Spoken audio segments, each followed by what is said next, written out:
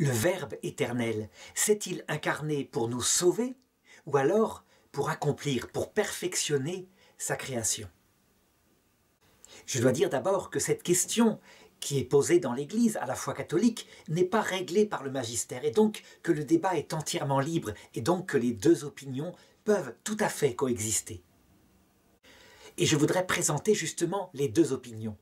La première, qui est minoritaire, a été portée à une certaine époque par le grand théologien Duns Scotus, qui disait que, même s'il n'y avait pas eu le péché originel, le Verbe, de toute façon, afin de donner à la plénitude de l'homme, ça veut dire aussi à sa sensibilité, l'union à sa divinité, se serait fait homme.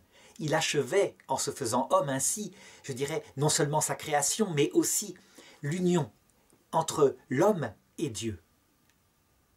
Cette hypothèse a d'ailleurs été reprise au XXe siècle par un théologien comme Teilhard de Chardin qui lui dit « il aurait été le sommet de l'évolution, il aurait parachevé l'évolution parce que Dieu se serait fait homme ».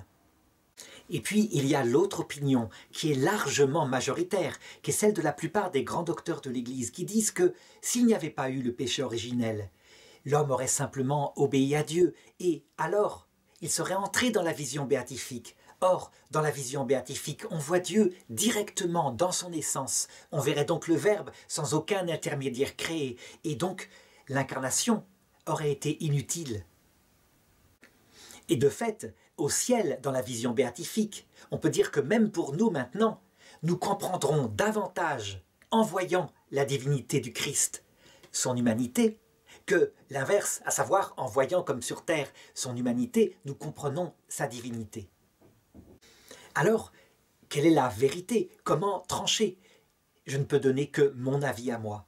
Mon avis à moi est que il est indispensable, il était évidemment indispensable pour notre salut, que Dieu se fasse homme pour nous sauver compte tenu du péché originel. Je dirais que sa mort sur la croix est la meilleure façon pour nous démontrer cette fois de manière définitive que les épreuves que nous vivons sur terre ne sont pas le fait d'un Dieu qui veut nous écraser, mais d'un Dieu qui façonne notre cœur parce que c'est nécessaire. La preuve que ce n'est pas pour nous dominer, c'est qu'il a voulu vivre cette même passion et toutes les souffrances que nous pouvons vivre, excepté le péché.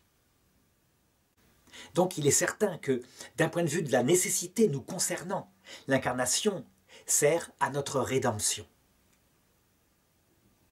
Mais maintenant, il y a un deuxième aspect qu'il faut considérer. C'est l'aspect gratuité. Je dirais gratuité même par rapport à nous. Ça veut dire que ça ne nous serait pas utile fondamentalement, mais c'est merveilleux.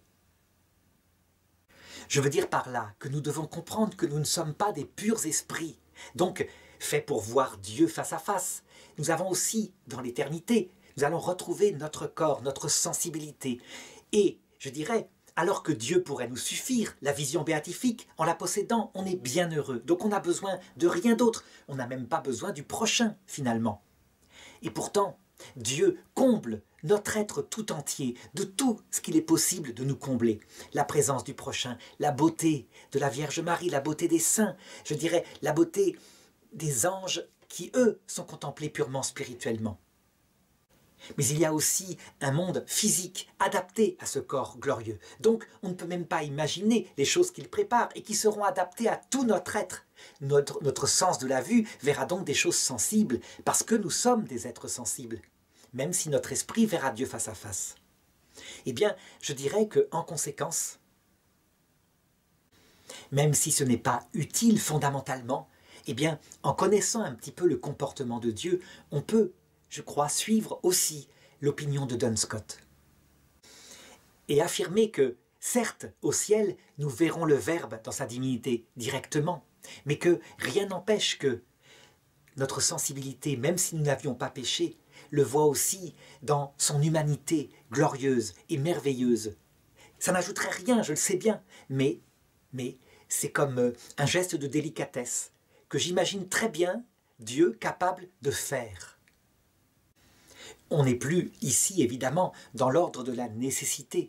On est dans l'ordre, je dirais, de la gratuité, de l'amour qui trouve toutes les petites délicatesses, en plus. Même les délicatesses inutiles, un peu comme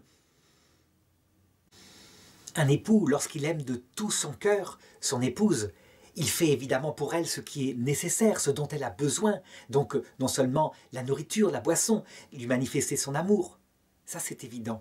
Mais en plus, il y ajoute des gratuités qui ne servent à rien en soi, tout étant démontré.